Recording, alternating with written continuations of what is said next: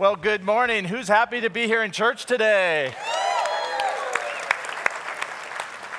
Especially because it's so hot outside, right? No, I am so happy to be here too. Welcome those that are online. And we are in this series right now called Devoted, where we're going through the book of Daniel. And what we're experiencing in this book is we're learning through Daniel and some of his other companions what it actually looks like to live a life devoted to God. And you know, we have this theme in this series, this big idea that we're sort of using in every message. And it's a big idea is simply this, is that a devotion to God brings light into a dark world. Devotion to God, we live a life devoted to God. It can bring light into a dark world.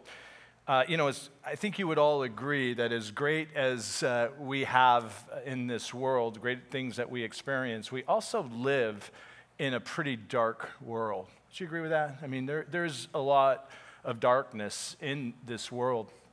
Is there anybody here that is a history buff? Anybody like history here? Yeah, me too. I love history. I always wanted to be a history teacher, and maybe I'll do that in my next career. Who knows? I don't know. But anyway, for your history buffs, I was just reading in this past year that researchers finally found the shipwreck of the Endurance. And for those of you that don't know what that is, it's the ship that Ernest Shackleton set out to be the first person to reach the South Pole back in 1915. And so this wreck had been missing, so it was kind of like the holy grail of shipwrecks that they were trying to find. Other than the Titanic, it was this one. So they recently found it in 10,000 feet of water, so almost 2 miles deep in the frigid waters down by Antarctica. But the story of this is incredible because Shackleton and 28 men on the Endurance were down in 1915, and they got stuck in the ice floes there to the point that they had to abandon their ship. And when they abandoned the ship, it set off an odyssey of the greatest survival and rescue story, arguably in the history of humankind.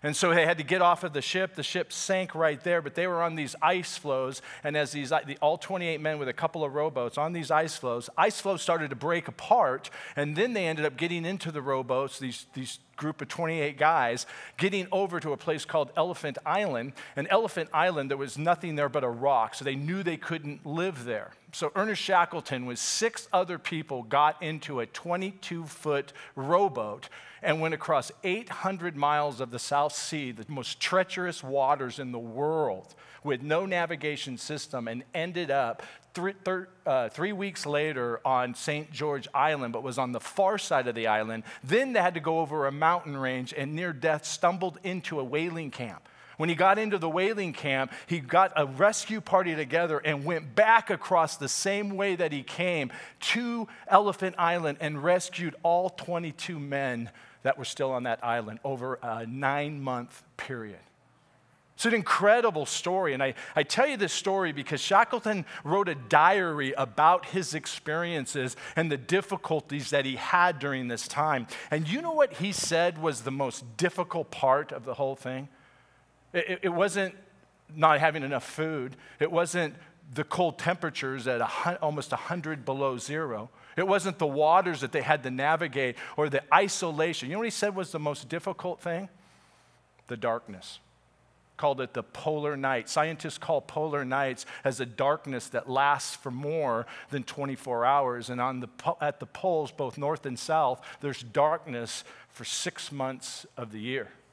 And what Shackleton wrote, in that darkness, he said, is where I lost myself and who I was. I literally disintegrated in that darkness, is how he put it. All that to say is that there's a lot of people in this world today that are living in some kind of darkness. Think about it. There's the darkness of addictions, and there's the darkness of experiencing loss or navigating a loss that maybe you don't know how you can recover from. Or there's the darkness of hopelessness for lots of reasons. The darkness of isolation, or the darkness of being self-absorbed in life, and even this darkness of godlessness that's happening in this world where we've experienced and seen lots of evil. So all that's sort of a heavy thought when you think about this darkness, but I can tell you this, the story doesn't end with bad news of darkness. The story is really all about good news because it ends with Jesus Christ. And Jesus Christ came into this world. 1 John said he came as a light into the darkness to bring light. And when we are devoted to Jesus Christ, we can also play a part in bringing light to this dark world. And that's what this series is all about, is that we're going to look at what it looks like to live this devoted life. You know, Becca set up the series a couple of weeks ago talking about devotion. You know, Daniel, the Israelites were in captivity in Babylon, and it was basically because of their disobedience. King Nebuchadnezzar was the Babylonian king at that time, and he brought over all these captives from Israel. And what they would do is they would take the best and the brightest and they would sort of indoctrinate them into the kingdom there and their ways and their cultures. And he just so happened to bring over some of the best and the brightest of Daniel and his friends. But not only were they the best and the brightest, they were devoted to God. And what we see in this whole book of Daniel is how these young men, with their devotion to God, could bring light into this dark place called Babylon. And so Becca talked about this and setting it up and saying that the heart of devotion starts literally in our hearts, that our hearts are the seat of where devotion happens. And then Scott last week gave a great message when he was talking about how we can experience peace regardless of our circumstances when we are devoted to God. So today I want to continue in this series, and I want to talk about something that I think is a huge stumbling block when it comes to living a life devoted to God. And what I want to talk about is this stumbling block called pride. Anybody prideful here? Anybody prideful? Anybody too proud to raise your hand? Anybody? I think the truth is, I know the truth is that we all deal with pride in some aspects of our life, you know. I mean, think for a moment, think about, you know, maybe some people that come to mind that you feel like are kind of prideful or arrogant. Don't look at the person next to you or shout it out or anything, but think about that. I mean, everybody has people you can think of and say, okay, this person, do you know those people that are kind of like, okay, they're opinionated, they're kind of know-it-alls, somehow when you're having conversations, somehow the conversations always turn back to them, and you know those people. One person said it this way, there's some people that you get excited when they enter a room, and then there's some you get excited when they leave the room. You've heard that before, right? You know, I was thinking about it this week for myself, a list, right? It's like, okay, who do I know? I know some people that are prideful and egotistical and kind of arrogant. And I found myself making this list as I was doing this. But you know who wasn't on the list? Me. And I'm not saying that, I know that sounds very prideful. I'm a prideful person. My point of it is this, and I don't know when you think of people, if you're on that list, but it's really easy for us to see pride in other people and not see it in ourselves. That's my point on that. It's easy. I mean, I've had conversations with people, and I know I've said it myself. Oh, that person struggled, they fell because of pride. Oh, that was pride. You know, the troubles that they had, it's because of their pride. But I never seem to say that about myself. You know, I usually can describe it in some different way instead of, yeah, I was prideful. And so it's just sort of this easy thing to go, yeah, I'm not prideful, but just we become experts at pointing it out in everybody else. So today, for the next few moments, what I'd like to do is just for us to kind of look inwardly as we go through this, to learn and see God's plan and how we have to be careful of the pitfalls of pride, and then how God deals with that to help us live this life devoted to God. And to do this, we're going to be looking in chapter 4 of Daniel, and chapter 4 is an interesting chapter, and I'll tell you, it's about the poster child for pride, and that is King Nebuchadnezzar. And we're going to look at his story today. And believe it or not, it's interesting because King Nebuchadnezzar actually writes chapter 4. This is his autobiography, so he's telling his story in chapter 4. And so, you know, Nebuchadnezzar was the king, as I said, at Babylon at that time. He had actually come to know God as the one true God. You know, this chapter 4 is after he's kind of reflecting back on his experiences. So he had experienced Shadrach, Meshach, and Abednego in the fire, and realizing, hey, this God is legit. There is only one true God. So as he's writing this is a man who came to know God. and dedicated his life to God. So as he's writing this, though, he gets to chapter 4 and he talks about he has this dream. And in this dream, he has this tree that's in the dream that reaches to the heavens, and all these animals are taking refuge under it, and it's just this amazing tree that grows. But then ultimately, a man from heaven, as it says, comes down and orders the tree to be chopped down. So he's perplexed about what is this story about. He gets all his people in his court to interpret the dream. They couldn't interpret the dream, and so finally gets Daniel to interpret the dream. And Daniel interprets the dream by telling him, basically, king, is that your pride is going to take you down. That's what he's telling him. Daniel tells him, and that would be really hard if you think about it. Can you imagine Daniel having to tell him this? It's like, hey, your pride is going to be your fall. That's basically how he interprets the dream. And so in this story, as we see what Nebuchadnezzar does and how this plays out, we're going to learn in this story 3 ways that God deals with pride to help us on our own journey when it comes to pride. And so here's the big idea today for what I want to talk about, and that is simply this, that our devotion to God increases when we decrease devotion to ourselves. Our devotion to God will grow when we decrease our devotion to ourselves. I don't know if anybody ever been on a teeter-totter. Remember when you're a kid doing the teeter-totter thing? Yeah. We know the principle there, right? For one person to go up, the other person has to go down. Well, it's the same for us spiritually, right? So if we want to have ourselves as the primary in our life, then God is probably going to be down. If we want God to be the ultimate in our life, then we're going to have to decrease. We need to go down. And sometimes with that pride, we kind of learn the hard way on that, right? My brother and I used to fight a lot because we were brothers, of course, and I was really gullible, so he would always do stuff to me. But we were on a teeter-totter one time, and I was up and he was down, and for some reason, I learned this the hard way. I started giving him a hard time when I was up here, right? So I'm kind of cocky and arrogant and saying all this stuff, and that is not the place that you want to be giving somebody a hard time. You kind of know where this is going, right? So he just looked at me, rolled right off, and I went right down. And I felt a pain in places that God did not intend us to feel pain in. I'm just going to say that. But this is Nebuchadnezzar's story in terms of sometimes it takes this hard fall, and this is what we're going to see in this story. But there's 3 ways that God deals with pride that I think helps us navigate pride. And here's the 3 ways. The first one is this. God warns us about pride. God warns us about pride. Number 2 is that God may have to shake us in order to break us of pride. And then the last one is that God restores us through humility.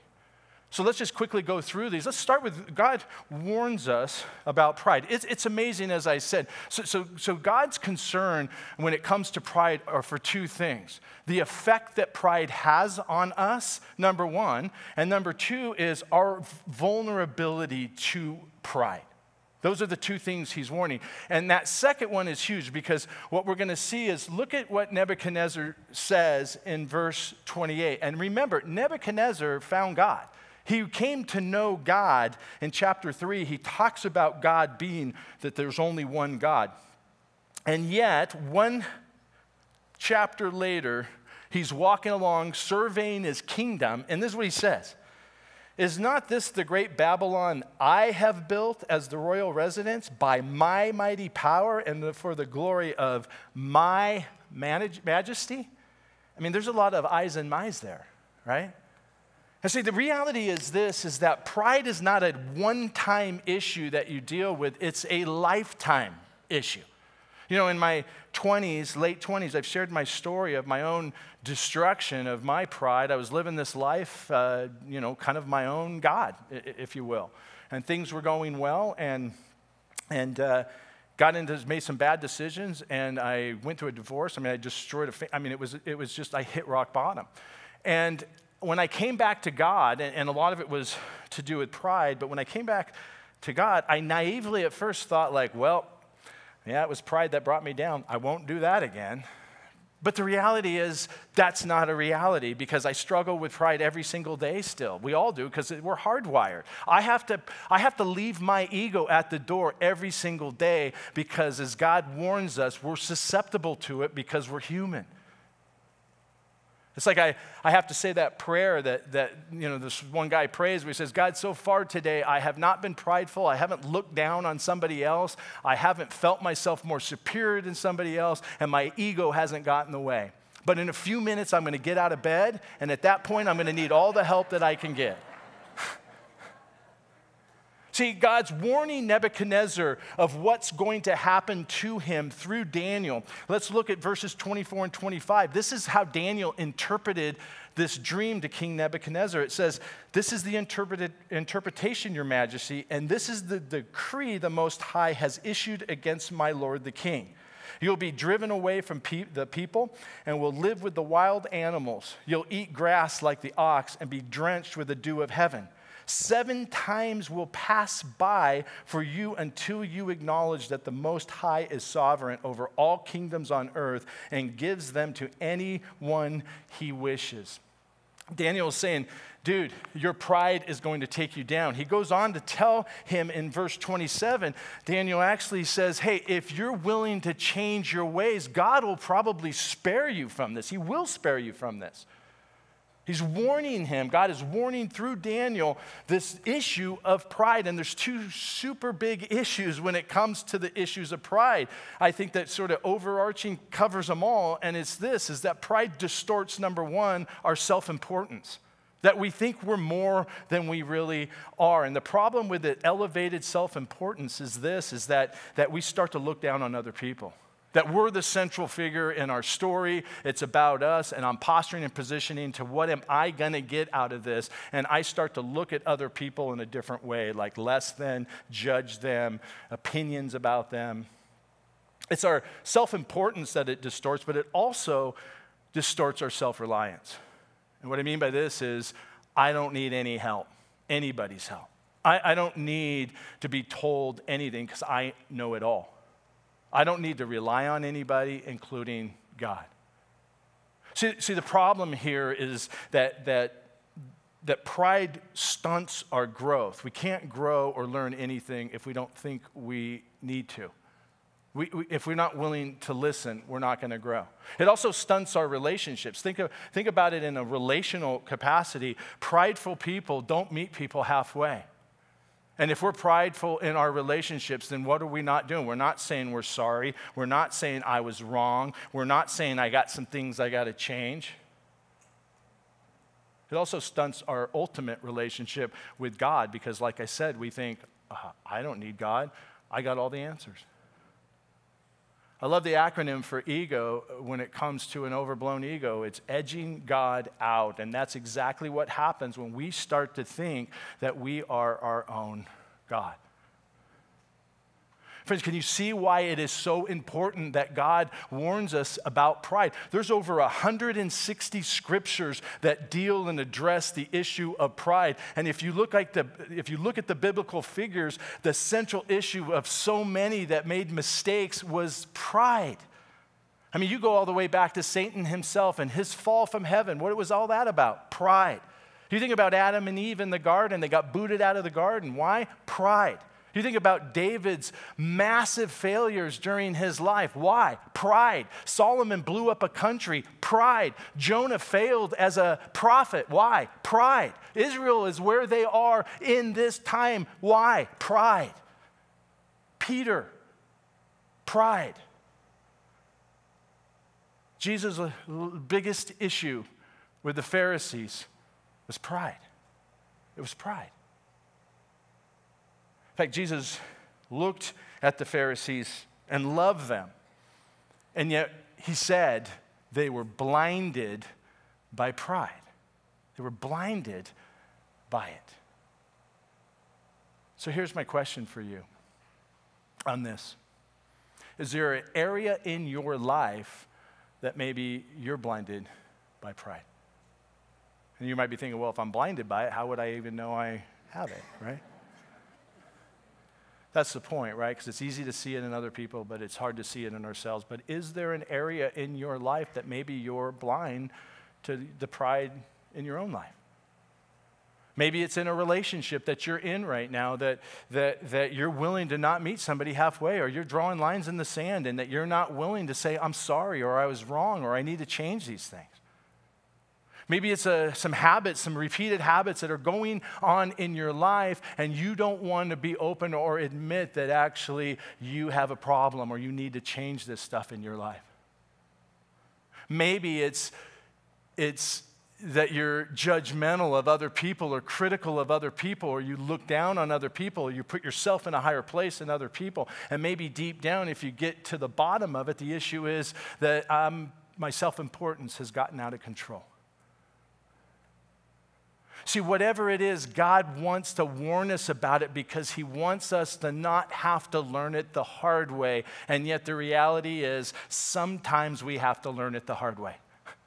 Which brings me to the second point, because God warns us about pride. But number two is sometimes God has to shake us in order to break us of our pride.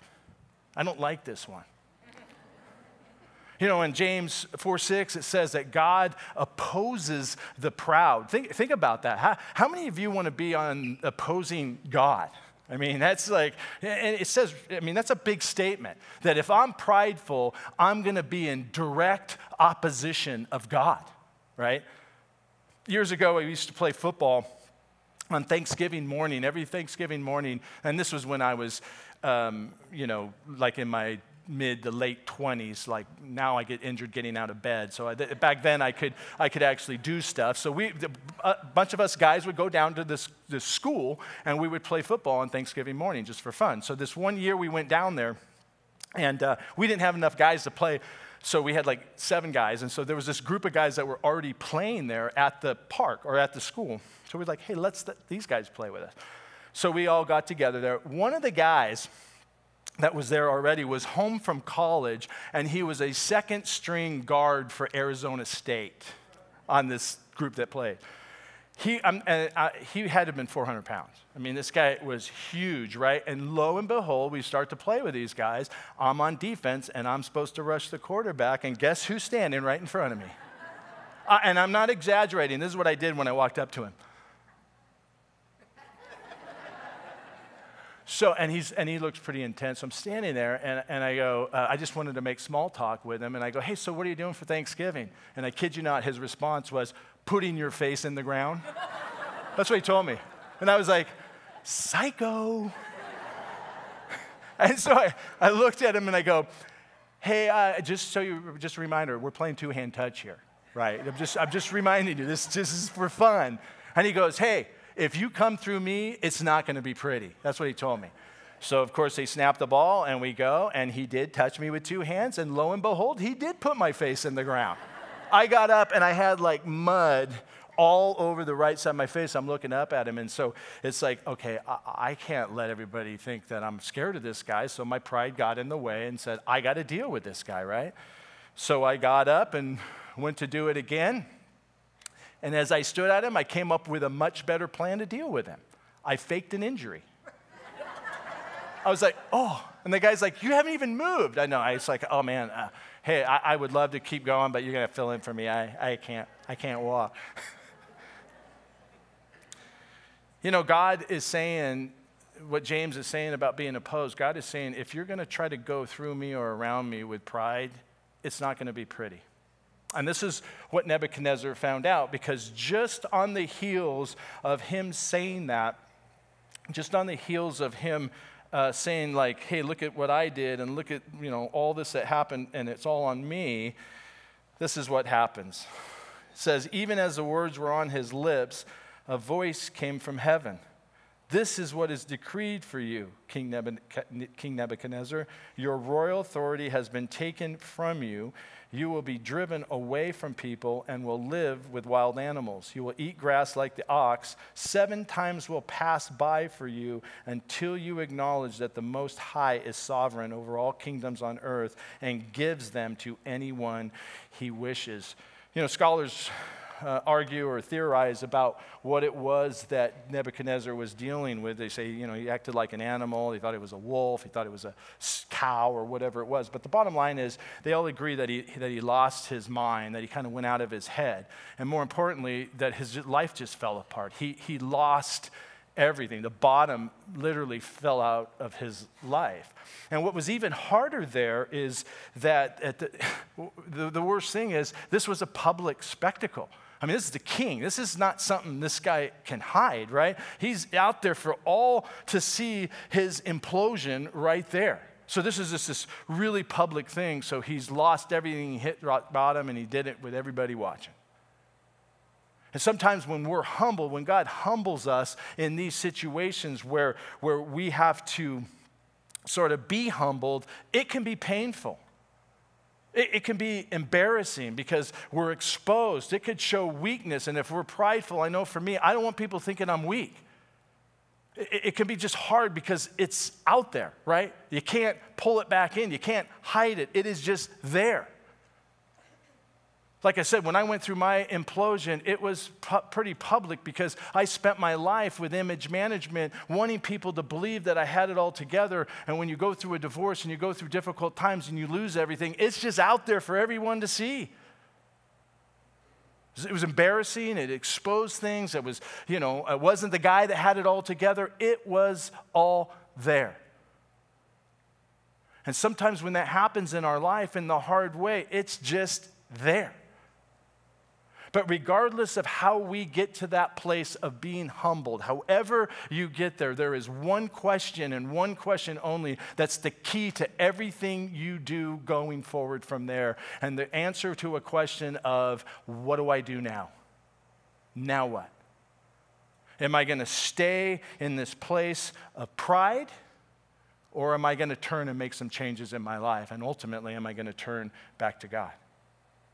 Nebuchadnezzar, it kind of took him a while to get it. If you notice in that text, it says it was 7 times had passed. 7 years had passed before he finally recognized the Most High as God, that he is God. See, sometimes when we get humbled, we still stay in our pride.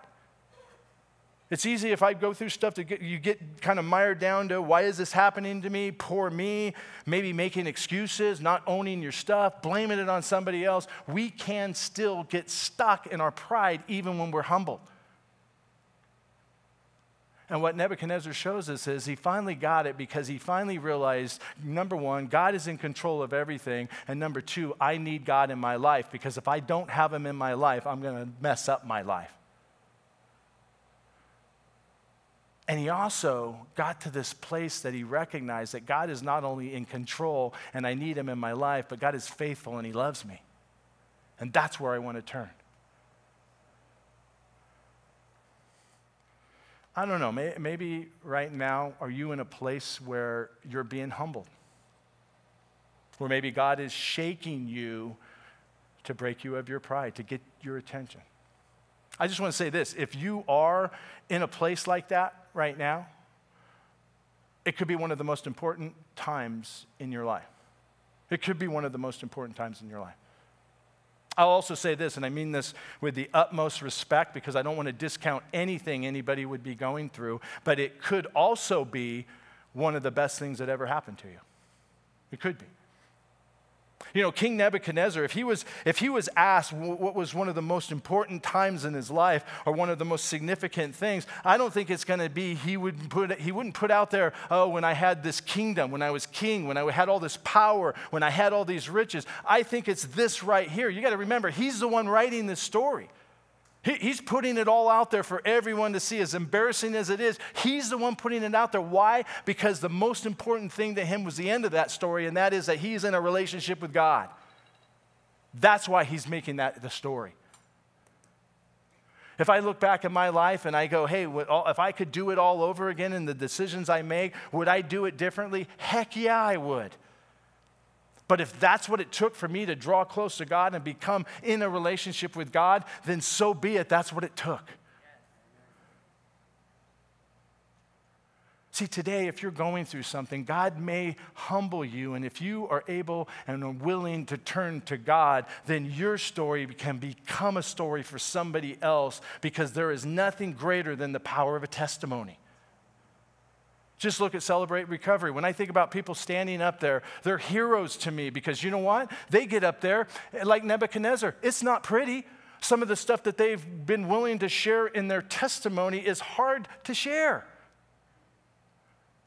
And yet the end of the story is all that matters, and that is glorifying Jesus Christ and their relationship with Jesus Christ. And you know what? That brings other people into the light.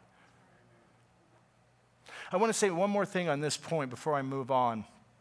If you are being humbled right now, there's one word in this text, in verse 32, that I think is the key to God's purpose for all of this, that I think we have to understand. And that word is a little word, until. It said that Nebuchadnezzar was in this place until he acknowledged God. In other words, this is important to note, because if you're thinking that you're in this place and God's humbling you, that God's being punitive, in other words, he just wants to hurt you, that's not God's plan. This until reminds us, friends, that God wants a relationship with us. He's doing this to draw us closer to him so that we can actually experience him in new ways, in the ways that we were created to experience him. He's not doing it to be punitive. It's all for you to experience what he created you to experience in the first place. This is why he warns us, and this is why he shakes us, to break our pride.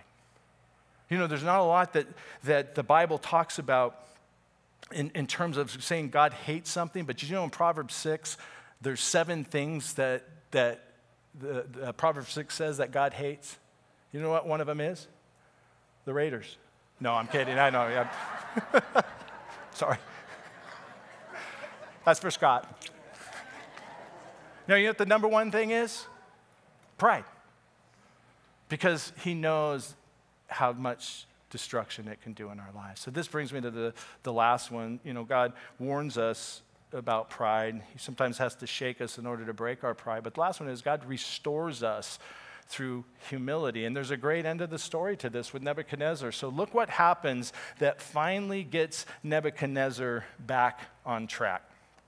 I'll just read this here.